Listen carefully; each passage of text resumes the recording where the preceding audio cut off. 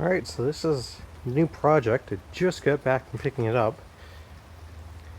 It is a Honda CT110.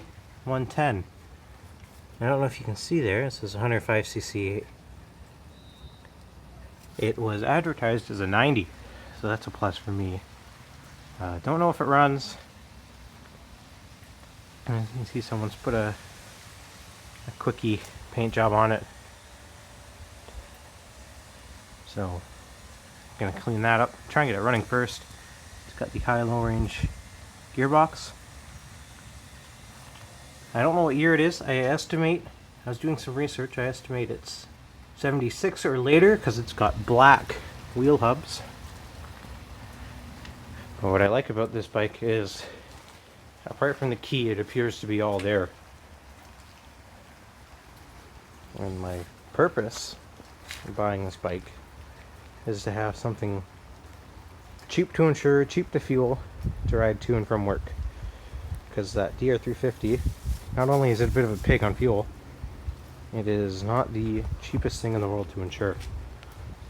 So that's the purpose of this, and hopefully next time I bring you back, it will be running. So I took the carb apart, and this is literally what it was filled with. I don't know what it is. It looks like milk, but it smells horrible. It doesn't smell like fuel though. You can see just all the sediment in the bottom of the float bowl. So I have to clean that out really good. I don't know if I'll be able to save it with what I have here, but I'm going to give it my best. Strange thing is the fuel tank was dry and there's barely any rust in it. I don't know. It doesn't make a ton of sense, but regardless, I got some cleaning to do. Alright, so I got the carb cleaned out the best I could. There's still a lot of pitting in it, so I think it'll run, but I'm going to be on the lookout for another carb. So I just poured some CAS in it, and assuming all goes well, it should fire up.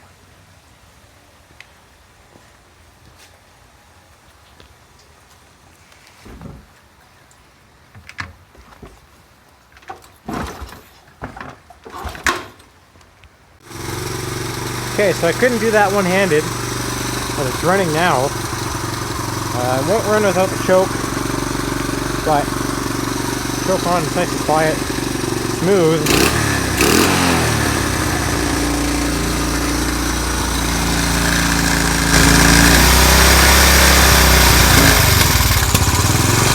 I might have to go through that carb again, but it sounds like a healthy motor. So I just got back from a quick ride down the block. The motor runs, no funny noises, nice, quiet and smooth. One problem is, when I have the range box in high, which, you know, you're around town driving, I have no drive in any gear. However, when I put it in low and go up and down the block, I do get all 4 gears. So I'm pretty sure it's not an issue in the transmission, but it's just going to be in this range box here. So I don't know how it comes apart, but I am looking to find out and see what the problem is here. It doesn't feel like the selector is sliding all the way over, but that could just be me. So take this off and have a look. So I took the range box apart, and all the gears and bearings look okay. When I took it apart though, the little dog teeth on the selector were not engaged. They were kind of like half in between. So see if I can simulate here.